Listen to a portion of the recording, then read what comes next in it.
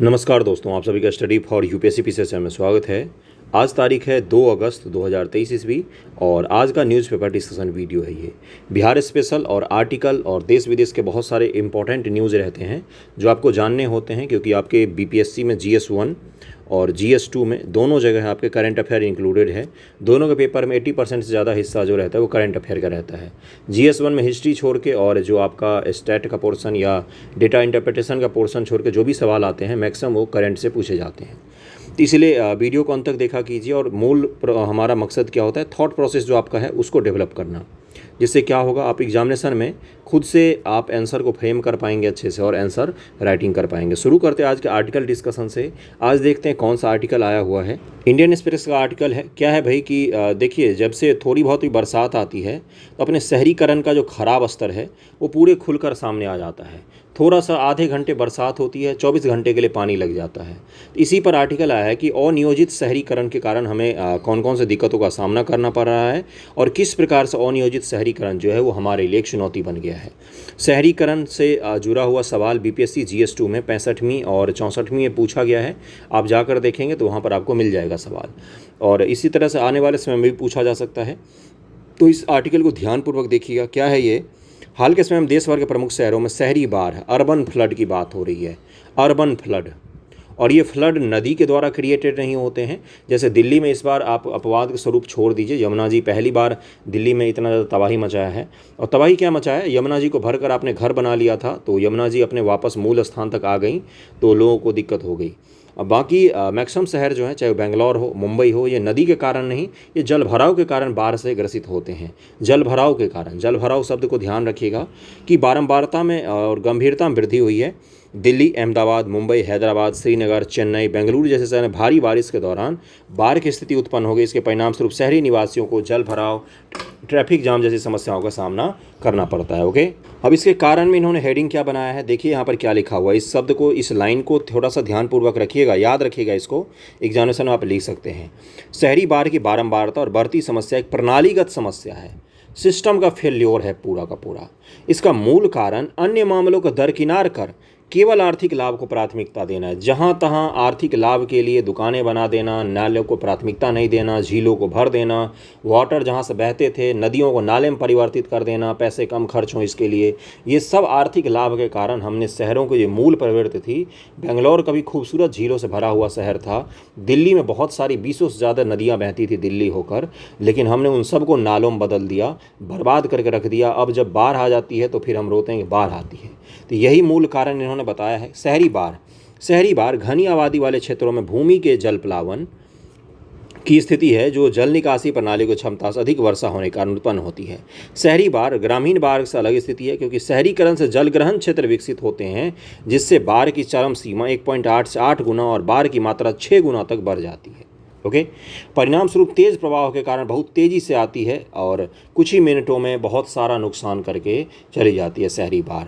शहरी बाढ़ में वृद्धि के कारण कौन कौन से हैं, अब आपसे क्या पूछा जाएगा कि आजकल के समय में शहरों में जल संबंधी या शहरी बाढ़ की घटनाएं देखी जाती हैं, जल संबंधी समस्याओं घटनाएं देखी जाती हैं। तो आपके हिसाब से इसके कौन कौन से कारण हैं, तो आप कारण लिखेंगे वहाँ पर। फिर आपसे पूछा जाएगा इस चुनौती का समाधान क्या है, तो आप समाधान लिखेंगे वहाँ पर। पॉइंट वाइज में इसको माथे में एक बार सोचने की कोशिश कीजिए कि क्या क्या कारण हो सकते हैं। एक बार खुद से सोचिए और उसको लिखिए। फिर जो मैं आपको कारण बताता हूँ उससे मैच कीजिए, कितने आपके मैच हो रहे हैं या कितने आप एक्स्ट्रा पॉइंट लिख रहे हैं। देखिए, पहला कारण क्या है, जलवायु परिवर्तन। आपको तो पता ही है, जहाँ बारिश होना चाहिए वहाँ बारिश हो नहीं रहा है, वर्षा के पैटर्न में बदलाव हो रहा है। जहाँ बारिश खूब होना चाहिए वहाँ पर वर्षा नहीं हो रही है, जहाँ बारिश नहीं होना चाहिए वहाँ पर वर्षा हो रही। गुजरात और राजस्थान में बाढ़ की स्थिति बनी हुई थी, बिहार में सूखा का स्थिति बना हुआ था। तो ये जलवायु परिवर्तन का असर है, ये रिपीट हो रहा है और इसका बारंबारता भी बढ़ रहा है। जहाँ पर जिस महीने में बारिश होना चाहिए उस महीने में बारिश नहीं होकर किसी और महीने में वर्षा हो रही है, तो ये भी किसका प्रभाव है, तो जलवायु परिवर्तन का प्रभाव है। तीव्र वर्षा, ग्रीष्म लहर, चक्रवात जैसी स्थितियां उत्पन्न होती हैं। अरब सागर का चक्रवात याद कीजिए जो कुछ महीने पहले आया था। अनियोजित शहरी विकास, जहां तहां शहरों के नाले को सही से नहीं बनाना। भारत में नियोजित शहर में आप चंडीगढ़ का नाम सुनते हैं, और कितने शहर हैं जिनका आप नियोजित शहर के रूप में नाम सुनते हैं। कौन से हमारे ऐसे शहर हैं जो बदलते जलवायु परिवर्तन के हिसाब से डिज़ाइन किए जा रहे हैं या उनको सही करने की कोशिश की जा रही। 3000 साल पहले अभी से करीब में 4000 साल पहले हमारे पूर्वज जो थे वो बेहतरीन शहरी नियोजन जानते थे। थे, बेहतरीन जल प्रबंधन जानते थे, बेहतरीन नालों का विकास किया था उन्होंने, लेकिन हम एक शहरीकरण भी ढंग से 4000 साल बाद भी नहीं कर पा रहे। मैं किसकी बात कर रहा था? मैं हड़प्पा की बात कर रहा था, मोहनजोदड़ो हड़प्पा शहर की बात कर रहा था। प्राकृतिक संसाधनों पर अनियोजित और अवैध गतिविधियों का तीव्र विस्तार शहरों को असुरक्षित बनाता है। अनियोजित शहरीकरण जनसंख्या वृद्धि के साथ निर्माण कार्यों में वृद्धि हुई है, विशेषकर निचले इलाकों में, और इसके परिणाम स्वरूप जल निकायों की हानि हुई है। मानव अतिक्रमण, जहां नाला होना चाहिए वहां मानव ने घेर कर दुकानें बना ली, घर बना ली। दिल्ली में यमुना जी को भर भर कर डीडीए ने कॉलोनियां बनाकर बिठा दी। सरकारी रूप से वैध कॉलोनियों का निर्माण किया गया यमुना जी को भरकर, और यमुना जी एक बार आई। जो सरकार पिछले 50 सालों में यमुना जी को साफ नहीं कर पाई, एक बार में यमुना जी साफ हो गई, काले पानी से पीला पानी हो गया है। अब ये क्या हुआ? ये आपने क्या किया? अतिक्रमण किया, प्राकृतिक भूमि का अतिक्रमण किया। जो झील रहने से शहर के पानी इकट्ठा होते हैं, वाटर भौम जल से लेकर शहर में बाढ़ की स्थिति को रोकते हैं झील, वो क्या हो गए? वो भरकर आपने रेस्टोरेंट और हाईवे और दुकानें बना दी, कॉम्प्लेक्स बना दी, पार्क बना दिया। तो इससे नुकसान किसका होगा? आपको ही नुकसान होगा। जैसे शहर में कंक्रीट संरचना की वृद्धि होती जा रही, पक्के फुटपाथ, सड़क और बसावट के माध्यम से वर्षा जल का रिसाव कम हो गया है, जिससे वर्षा जल के अत्यधिक अप्रवाह में वृद्धि हुई है। अपर्याप्त बाढ़ प्रबंधन, कई शहरों में उचित बाढ़ नियंत्रण प्रणाली का अभाव है। उदाहरण के लिए शहरी भारत में प्रायः जल भराव की समस्या देखी जाती है, जो नगर निकाय की तैयारी में कमी को उजागर करती है। अधिकांश भारतीय शहर नदी के पास बसे हैं, जो बृहत बाढ़ के मैदान और आर्द्र भूमियों से संबंधित होते हैं। भारत पिछले 30 वर्षों में 40% तक आर्द्र भूमि क्षेत्रों में कमी आई है। आर्द्र भूमि वो क्षेत्र होते हैं जो जल ग्रहण का क्षेत्र होते हैं, जल को अपने यहाँ रखते हैं स्टोर करके, और धीरे धीरे वो जल जो है वो भौम जल बन जाते हैं, या वो जल जो है वो बहुत सारे पशु पक्षियों का रहवास बन जाता है। हमने क्या किया है? 30 वर्षों में 40% आर्द्र भूमि को हमने खराब कर दिया, बर्बाद कर दिया, बेकार कर दिया, उनको विनाश कर दिया है पूरा। उदाहरण के लिए बड़ौदा में 2005 और 2018 के बीच 30% आर्द्र भूमि में कमी आई। सिर्फ बड़ौदा शहर का उदाहरण ले लीजिए तो वहाँ पर इतनी ज़्यादा कमी आई है। 1997 में दिल्ली में 1000 जल निकाय थे, 97 में 1000 जल निकाय थे, जो अब 700 बचे हैं। प्राकृतिक ब्लू इंफ्रास्ट्रक्चर के इस तरह के नुकसान से बाढ़ के खतरे जो हैं वो बढ़ गए हैं। आपने देखा होगा, जो बिहार के क्षेत्रों की मैं बात बताता हूँ, हमारे यहाँ क्या होता है ना, गाँव के बाहर क्या होते हैं, बड़े बड़े तालाब होते हैं, बहुत बड़े बड़े, या गांव के बीच बीच में भी तालाब होते हैं। तो वर्षा का पानी या बाढ़ का पानी जब आता है तो पहले उन तालाबों में भरता है, फिर जाके गांव में प्रवेश करेगा। तो तालाब इतने गहरे और इतने बड़े होते हैं कि उनसे भरकर बाहर जल निकलना बहुत मुश्किल हो जाता है। मैं सामान्य तौर पर कोसी इलाकों से बाहर की बात कर रहा हूँ, कोसी तो बहुत ही अलग हो गया। तो ये क्या करते हैं? गाँव को रक्षा करते हैं, बाढ़ से या जल भराव की समस्या से, इन सब चीज़ों से थोड़ा सा रक्षा करते हैं। और तालाब तो पता ही आपको कितना इंपॉर्टेंट होता है। दिल्ली को वर्ष 2005 से 2023 के बीच बाढ़ की 4 बड़ी घटनाओं का सामना करना पड़ा है 2005 से 2023 के बीच में। इस बार का तो आपने देख ही लिया। अपशिष्ट निपटान संबंधी मुद्दा, जल निकासी प्रणाली में ठोस अपशिष्टों का अनुचित निपटान से बाढ़ की समस्या और गंभीर हो जाती है। क्या होता है भाई? ठोस अपशिष्ट जो होते हैं वो जो नाले हैं उनको जाम कर देते हैं, प्लास्टिक है वो जल के प्रवाह को बाधित करते हैं, इससे भी बाढ़ का जो बारंबारता है वो बढ़ती जाती है। ये इन्होंने एक फ़ोटो बनाकर दिया है। शहरी बाढ़ में वृद्धि के कारण शहरी क्षेत्रों के समक्ष उत्पन्न चुनौती। अब चुनौती कौन कौन से होते हैं? ऊपर हमने कारण पढ़ा, कारण आप ऐसे नोट डाउन कर लीजिए, पहला कारण, दूसरा, तीसरा, चौथा, पाँचवा, छठा, या पहला, दूसरा, तीसरा, चौथा, पाँचवा, छठा, ऐसे नोट कीजिए थोड़ा सा क्रिएटिव वे में। अवसंरचना की क्षति होती है, परिवहन में व्यवधान होता है, आपातकालीन प्रतिक्रियाएं बाधित हो जाती हैं कई बार, प्रदूषण संबंधी मुद्दे भी होते हैं। देखिए, बाढ़ जो होता है प्रदूषण कम भी करता है और प्रदूषण बढ़ाता भी है। अगर मान लीजिए नदी की गंदगी लाकर वो कॉलोनी में छोड़ देगा तो कितनी गंदगी हो जाएगी। और कई बार क्या करती है, नदी की गंदगी को बहाकर आगे लेकर चली जाती है। तो दोनों काम करती है बाढ़, इस चीज़ का ध्यान रखिएगा। सार्वजनिक स्वास्थ्य जोखिम उत्पन्न होता है, जैसे आजकल बड़े भीषण स्तर पर दिल्ली में डेंगू फैल रहा है, बहुत ही भीषण स्तर पर फैल रहा है।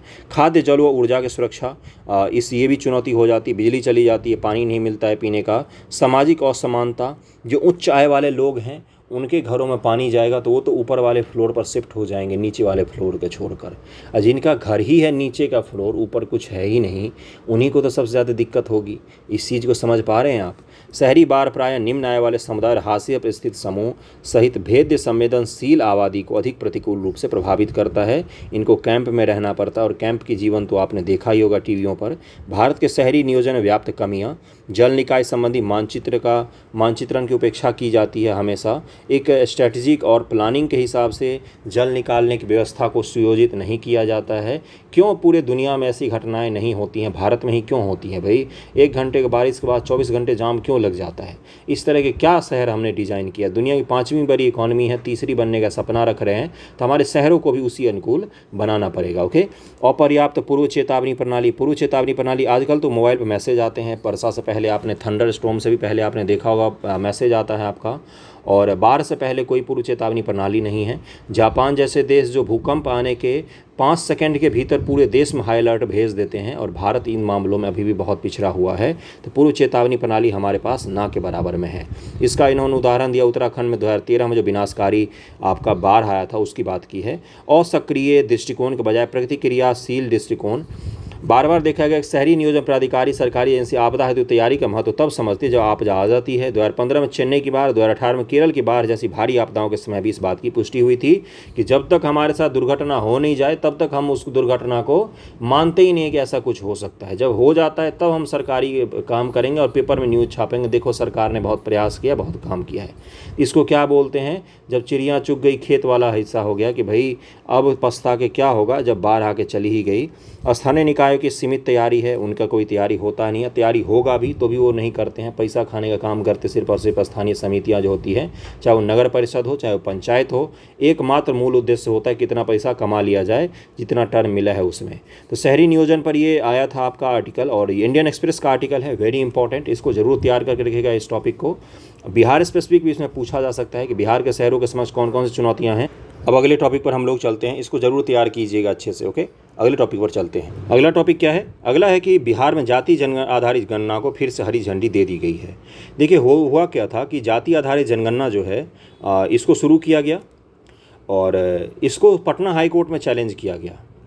तो पटना हाई कोर्ट ने क्या बोला कि आप जातिगत जनगणना की आड़ में जनगणना कर रहे हैं, जनगणना कर रहे हैं, जो किसका विषय है? जो केंद्र सूची का विषय है, जो केंद्र सरकार को करना है, तो आप ये कर नहीं सकते हैं। रोक लगा दिया गया था। बोला कि भाई आप अगर सभी जाति के लोगों को काउंट कर लोगे तो उसको अगर आप जोड़ देगो तो टोटल आबादी ही तो निकल के आ जाएगी आपके राज्य की। ये तो जनगणना ही कर रहे हैं, इस आधार पर रोक लगा दिया गया था। लेकिन अब फिर से हरी झंडी दे दी है। क्या है मामला, एक बार पढ़ते हैं, देखते हैं क्या है इनका। भाई एक बार लगा देते, एक बार चालू कर देते हैं। पटना हाईकोर्ट ने मंगलवार को बिहार में जाति आधारित गणना और आर्थिक सर्वेक्षण को चुनौती देने वाली आधा दर्जन याचिकाओं के मामले में बड़ा फैसला सुनाया। कोर्ट ने जाति आधारित गणना और आर्थिक सर्वेक्षण को चुनौती देने वाली याचिकाओं को खारिज कर दिया।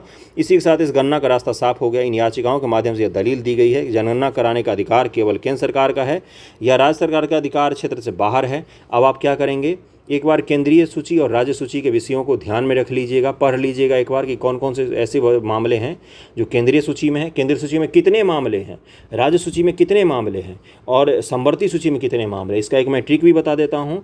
अगर आपको मैच करने दिया जाए कि केंद्रीय सूची में मान लीजिए 96 है, 92 है, 93 है, आपको मैच करने को दिया जाए कि किस सूची में कौन कितने विषय हैं, जो सबसे ज़्यादा होगा वो केंद्रीय सूची का विषय होगा, उससे कम जो होगा वो राज्य सूची का विषय होगा, जो सबसे कम होगा वो समवर्ती सूची का विषय होगा। फिर भी एक नज़र मार लीजिएगा, हो सकता है यही पूछ ले कि बताइए केंद्रीय सूची में कितने विषय हैं। तो इस तरह के फैक्ट के लिए तैयार रहिएगा, क्योंकि चर्चा में जातिगत जनगणना के कारण 7वीं अनुसूची है संविधान का, जिसमें केंद्र और राज्यों के बीच शक्तियों का बंटवारा किया गया है। केंद्रीय सूची, राज्य सूची और समवर्ती सूची के मामले को लेकर केंद्रीय सूची पर सिर्फ और सिर्फ केंद्र सरकार कानून बना सकती है, राज्य सूची पर राज्य सरकार कानून बनाती है। लेकिन 2 या 2 से अधिक राज्य के अगर मामले मिलकर केंद्र को बोले किसी भी चीज़ पर कानून बनाने के लिए, तो राज्य सरकार के कहने पर केंद्र सरकार कानून बना सकती है। या आर्टिकल 249 के तहत अगर राज्यसभा में ये कानून पारित किया जाए कि हम इस केंद्रीय सूची के विषय पर कानून बनाएंगे, तो राज्यसभा में केंद्रीय सूची पर राज्यसभा में राज्य सूची पर कानून बनाने की शुरुआत की जा सकती है। आर्टिकल 249 के द्वारा राज्यसभा में राज्य सूची पर कानून बनाने की शुरुआत की जा सकती है आर्टिकल 249 के द्वारा। तो इसको ध्यान में रखिएगा, ये मैंने बता दिया है। समवर्ती सूची पर दोनों कानून बना सकते हैं, लेकिन अगर एक ही विषय पर केंद्र सरकार का कानून बना हुआ है तो उसको मान्यता दी जाएगी, राज्य सरकार के कानून को मान्यता नहीं दी जाएगी। ये क्यों बनाया गया था? ये इसलिए बनाया गया था ताकि केंद्र और राज्य के बीच में शक्तियों को लेकर विवाद ना हो, उनकी शक्तियाँ पृथक पृथक करके बांट दी गई है संविधान में। अब आप मुझे ये बताएंगे कि केंद्रीय सूची में और ये राज्य सूची में कब कब संशोधन हुआ है, एक बार याद कीजिए, पढ़िए और मुझे बताइए कि कौन कौन से विषय को केंद्रीय सूची से राज्य सूची में या राज्य सूची से केंद्रीय सूची में या समवर्ती सूची में डाला गया है। एक बार याद कीजिए, पॉलिटी का इंपॉर्टेंट क्वेश्चन है वो। ओके, कोर्ट ने इस मामले लगातार 5 दिनों बहस को सुनने के बाद 7 जुलाई को फैसला सुरक्षित रख लिया है। 7 जुलाई को इस पर फैसला आ जाएगा। फैसला हम क्या देंगे वो भी हम बता देंगे आपको। न्यायालय ने अपने आदेश से जाति आधारित गणना और आर्थिक सर्वेक्षण को हरी झंडी देते हुए सरकार के फैसले को सही ठहराया। अपने 101 पृष्ठ के फैसले में कहा कि हम राज्य की कार्रवाई की पूरी तरह वैध पाते हैं, जो न्याय के साथ विकास प्रदान करने के वैध उद्देश्य के साथ उचित सक्षमता के साथ शुरू की गई है। क्या बोला पटना हाई कोर्ट ने कि हम राज्य सरकार का जो काम है उसको हम वैधता प्रदान करते हैं कि वो उसका मोटिव सही है, ऐसा बोला है किसने? पटना हाई कोर्ट ने। ओके, राज्य सरकार ने जैसा कि दोनों सदनों में घोषित किया है कि जानकारी देने के लिए किसी पर कोई दबाव नहीं बनाया गया। राज्य सरकार की कार्रवाई से किसी व्यक्ति की गोपनीयता का अधिकार को उल्लंघन नहीं हुआ। मतलब अगर आपसे पूछा जाता है और आप नहीं बताएंगे तो कोई ऐसा अनिवार्य नहीं है कि बताना ही पड़ेगा आपको। किसी पर दबाव नहीं बनाया गया कि आप जानकारी दीजिए, अपनी जाति बताइए ही। वैसे 2023 में जाति आधारित जनगणना की क्या प्रासंगिकता है, इस पर लेख लिखिएगा एक बार। 2023 में जाति आधारित जनगणना की प्रासंगिकता या 21वीं सदी में जाति आधारित जनगणना की प्रासंगिकता, इस पर लेख लिखने की कोशिश कीजिएगा कि क्या प्रासंगिक है आज के भारत में जाति आधारित जनगणना करवाना। अब इस पर पॉजिटिव, नेगेटिव, पक्ष विपक्ष करके पॉइंट लिखिए, जितना लिखना है लिखिए। 1200, 1500, 2000, 200, 300 शब्दों में लिखना है, लिखिए एक बार। राज्य सरकार की कार्रवाई किसी व्यक्ति गोपनीयता अधिकारों को उल्लंघन नहीं हुआ है और सम्मोहक सार्वजनिक हित को आगे बढ़ाने के लिए ये काम किया गया है। तो इसको ध्यान में रखिएगा। इस पर जब भी 7 जुलाई को फैसला आएगा तो मैं आपको बता दूंगा और आज से शुरू हो जाएगा ये फिर से काम। अगले टॉपिक पर बढ़ने से पहले मैं आपको एक MSME से जुड़ा हुआ न्यूज़ है जो काफ़ी ज़्यादा चर्चा में है और आपका PT के लिए भी इम्पोर्टेंट है मूल रूप से ये, उसके बारे में मैं बता देता हूँ। देखिए, दैनिक जागरण के मैं स्क्रीनशॉट लेता हूँ, बाकी बहुत सारे न्यूज़ अलग अलग पोर्टल पर रहते हैं जिसको मैं आपको पढ़ाता हूँ क्योंकि कहीं से भी सवाल आ सकते हैं और एक पेपर में सभी न्यूज़ सिमट जाए ऐसा हो ही नहीं सकता। आप किसी भी हिंदी को फॉलो करेंगे तो इंग्लिश छूट जाएगा, इंग्लिश को फॉलो करेंगे तो हिंदी छूट जाएगा आपका कोई। तो चलिए देखते हैं कौन सा न्यूज़ है MSME से संबंधित। क्या है न्यूज़? MSME के लिए आत्मनिर्भर भारत कोष। क्या है भाई कि चर्चा में हाल ही में सूक्ष्म, लघु और मध्यम उद्यम मंत्रालय, मैं आपसे क्या आग्रह करूंगा कि एक बार MSME का आप MS और M, माइक्रो, स्मॉल और मीडियम का इंटरप्राइजेज का जो नया डेफिनेशन आया है 2020 में, उसको पढ़कर ज़रूर जाइएगा एग्ज़ाम में। देखिए, क्योंकि उत्तराखंड PCS में भी पूछा गया है, ये यूपी वालों ने भी इसका डेफिनेशन पूछा है, UPSC 2023 के पेपर में भी इसका डेफिनेशन जुड़ा हुआ सवाल पूछा गया है। कितने करोड़ तक के, कितने रुपए तक के उद्योग को मीडियम, कितने का स्मॉल, कितने को माइक्रो कहा जाता है, इसको पढ़कर ज़रूर जाइएगा एग्जामिनेशन में। ओके, आत्मनिर्भर भारत पैकेज के हिस्से के रूप में भारत सरकार ने आत्मनिर्भर भारत सेल्फ रिलायंस इंडिया कोष के माध्यम से MSME में इक्विटी निवेश के लिए 50,000 करोड़ रुपए के आवंटन की घोषणा की है। SRI फंड इक्विटी या अर्ध इक्विटी निवेश के लिए मदर फंड और डॉटर फंड स्ट्रक्चर के माध्यम संचालित होगा। राष्ट्रीय लघु उद्योग निगम वेंचर कैपिटल फंड लिमिटेड को SRI कोष के कार्यान्वयन के लिए मदर फंड के रूप में नामित किया गया है। इसे सेबी के साथ श्रेणी 2 वैकल्पिक निवेश कोष के रूप में पंजीकृत किया गया था। अब SRI कोष के उद्देश्य क्या है? आत्मनिर्भर भारत कोष जो बनाया गया है इसके लिए, उसका उद्देश्य क्या है? उद्देश्य सवाल पूछे जाएंगे, मेंस में पूछा जा सकता है ये टॉपिक। तो व्यवहार्य व उच्च क्षमता वाले MSME को इक्विटी फंड प्रदान करना तथा उनके विकास एवं बड़े उद्यमों परिवर्तन को बढ़ावा देना है। नवाचार, उद्यमिता और प्रतिस्पर्धात्मकता को बढ़ावा देकर भारतीय अर्थव्यवस्था में MSME क्षेत्र के योगदान को बढ़ाना है। तकनीकी उन्नयन, अनुसंधान और विकास और MSME के लिए बाजार पहुंच बढ़ाने के लिए अनुकूल वातावरण को बनाना, मूल रूप से आत्मनिर्भर भारत कोष जो बनाया गया है MSME के लिए बनाया गया है, इसका मूल उद्देश्य क्या है? तो मूल उद्देश्य यही 3 पॉइंट में आप लिख सकते हैं। SRI कोष की संरचना क्या होगा? 50,000 करोड़ रुपए शामिल हैं इसमें। विशिष्ट MSME में इक्विटी निवेश शुरू करने के लिए भारत सरकार की ओर से 10,000 करोड़ रुपए दिया गया है। निजी क्षेत्र के विशेषज्ञ और निवेशकों का लाभ उठाते हुए निजी इक्विटी, प्राइवेट वेंचर कैपिटल के फंड के माध्यम 40,000 करोड़ रुपए एकत्रित किए जाएंगे। मतलब 50,000 करोड़ जो रुपया है इसमें से 10,000 भारत सरकार देगी, बाकी के पब्लिक मार्केट से इकट्ठे किए जाएंगे। ओके, अब एमएसएमई क्षेत्र का क्या भारत में स्थिति है, अभी एक बार उस पर नज़र मार लेते हैं, क्योंकि एमएसएमई क्षेत्र का क्या महत्व है, इससे जुड़े हुए सवाल आपसे पूछे जा सकते हैं। एमएसएमई से तात्पर्य सूक्ष्म, लघु और मध्यम उद्यम से है। भारत का एमएसएमई क्षेत्र देश की कुल जीडीपी का लगभग 33% का योगदान देता है। हालांकि वर्ष 2028 तक इसका भारत के कुल निर्यात में $1 ट्रिलियन अमेरिकी डॉलर तक का योगदान का अनुमान लगाया गया है। ओके, अनुमान लगाया गया है। देखिए क्या है कि माइक्रो में 1 करोड़ और एनुअल टर्नओवर 5 करोड़ तक का होना चाहिए। ओके, और अगला क्या है, स्मॉल में है not more than 10 crore, annual turnover जो है वो 50 करोड़ तक का होना चाहिए। मीडियम में क्या है, 50 करोड़ से एनुअल टर्नओवर 250 करोड़ तक के बीच का होना चाहिए। यही वो डेफिनेशन है जहां से आपसे सवाल पूछा जाएगा, माइक्रो में कितना है, स्मॉल में कितना है, मीडियम में कितना से कितना तक के रेंज में होना चाहिए, इससे जुड़ा हुआ सवाल आपसे पूछा जाएगा। महत्व क्या है, रोजगार सृजन, एमएसएमई लगभग में 110 मिलियन रोजगार अवसर प्रदान करते हैं। 110 मिलियन की बात हो रही, इसको काउंट कर लीजिए कितना लोगों को रोजगार देती है ये। जो भारत में कुल रोजगार का 22 से 23% रोजगार कहाँ पर मिलता है, छोटे छोटे उद्योगों में ये रोजगार मिलता है।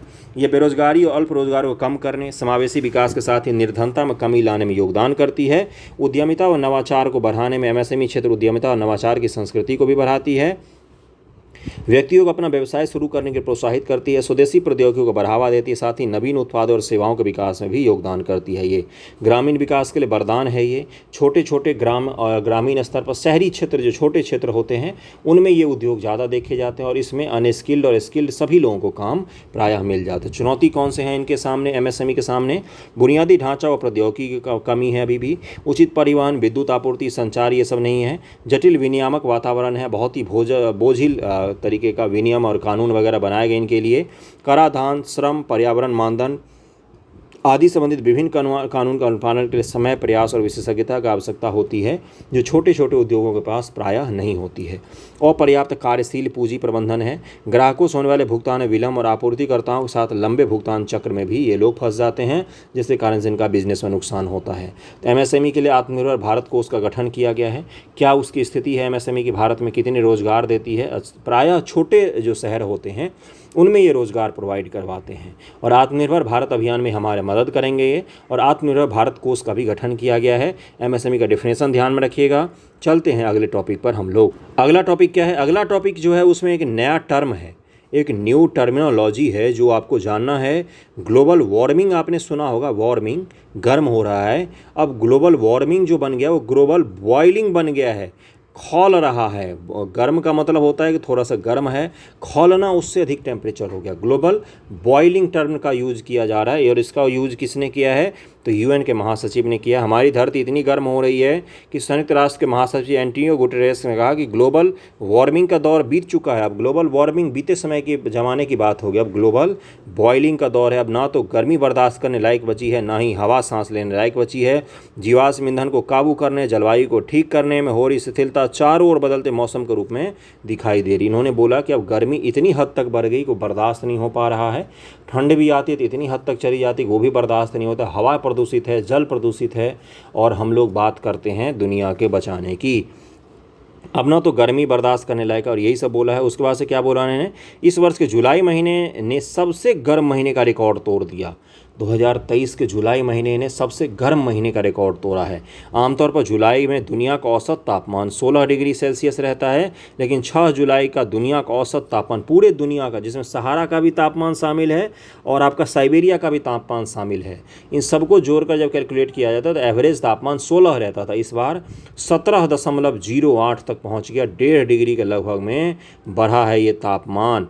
जुलाई के 30 दिनों में धरती का औसत तापमान 17 डिग्री सेल्सियस रिकॉर्ड किया गया। यह अब तक का धरती का सबसे अधिक औसत तापमान है, सबसे अधिक। यह पिछले 1,20,000 साल का सबसे गर्म महीना था। पिछला 1,20,000 वर्षों में सबसे गर्म महीना था जुलाई 2023 पृथ्वी के लिए। पृथ्वी इससे ज़्यादा गर्म कभी इससे पहले नहीं रही है। दरअसल धरती के मौसम में आ रहे बदलाव की सबसे बड़ी वजह, अब कारण कौन कौन से इन्होंने बोला है, इस कारण को नोट डाउन कीजिएगा, क्योंकि आपसे पूछ सकता है कि एक तो ये बताइए हमें कि ग्लोबल बॉइलिंग टर्मिनोलॉजी क्या होता है। तो आप वहाँ पर बता सकते हैं कि जब ग्लोबल वार्मिंग से भी ज़्यादा भयावह स्थिति हो जाती है तो ग्लोबल बॉयलिंग कहलाती है वो। कौन कौन से कारण हैं? फैक्ट्रियाँ, कारखानों से निकलता धुआं, सड़कों पर दौड़ती गाड़ियाँ, ट्रेन, समुद्री जहाज, विमान से निकलती जहरीली गैस, खेती में केमिकल का उपयोग, फ्रिज, एसी, ठंडक पैदा करने वाले उपकरण का बढ़ता इस्तेमाल, डेयरी उद्योग के लिए बढ़ता पशुपालन। इस सब के कारण अंटार्कटिक महाद्वीप की बर्फ बहुत तेज़ी से पिघल रही है। यही सब कारण है जिसके कारण से पृथ्वी जो है और भी ज़्यादा गर्म हो रही है। अंटार्कटिक का बर्फ भी पिघल रहा है, अंटार्कटिक से टूटते ग्लेशियर समुद्र पहुँच रहे, इससे अटलांटिक महासागर से लेकर प्रशांत महासागर तक समुद्र का पानी जो है वो भी गर्म हो रहा है। समुद्र की गर्म और ठंडी धाराएं दुनिया भर के मौसम में बनाती बिगड़ती हैं, लेकिन अब इन धाराओं के पैटर्न बदल रहे हैं। आपको पता है कि समुद्री जलधाराएं जो होती हैं इसके कारण कई सारी जगहों पर जीवन संभव हो पाता है। नॉर्वे जो है इसमें जीवन ही संभव इसीलिए हो पाता है क्योंकि वहाँ पर गर्म जलधारा पहुँचती है, नहीं तो इतना कम टेम्परेचर हो जाएगा कि वहाँ जीवन ही संभव नहीं हो पाएगा। तो ये सब चीज़ें में बदलाव अगर आएगा, जलधाराएँ बदल जाएंगी तो पूरी दुनिया का जीवन का पैटर्न बदल जाएगा। एक जलधारा और ये समुद्र के गर्म होने के कारण ही भारत में वर्षा मानसून जो होता है वो इन्हीं सब के कारणों से आता है। सोचिए मानसून नहीं आए तो क्या होगा। तो ये सब जो है वो खतरा पैदा हो रहा है। जैसे इस साल भयंकर गर्मी की वजह से पहली बार कनाडा के जंगलों में आग लगने की घटनाएं देखी। कनाडा जैसा ठंडा प्रदेश, वहाँ पर गर्मी के कारण वहाँ के जंगलों में आग लग गए। सोचिए ज़रा। ईरान में तापमान 65.5 डिग्री सेल्सियस पहुँच गया, 65.5 डिग्री सी। क्या स्थिति रही होगी 40 डिग्री में। जब ये स्थिति हो जाती है तो 65 डिग्री में क्या स्थिति। ये एग्जाम्पल में आपको यूज़ करना है। मेन सेंसरिटी में ईरान और कनाडा का आपको एग्जाम्पल देना है कि कनाडा के जंगलों में आग, 65 डिग्री ईरान में टेम्परेचर। इटली के कई शहरों में रेड अलर्ट जारी करना पड़ा। धरती का सबसे गर्म स्थान में एक कैलिफोर्निया के डेथ वैली में 16 जुलाई का तापमान 53.33 डिग्री सेल्सियस मापा गया। धरती का तापमान बढ़ने से ग्लेशियर पिघलेंगे, ग्लेशियर पिघलने से समुद्र में धाराएं स्थिर हो जाएंगी।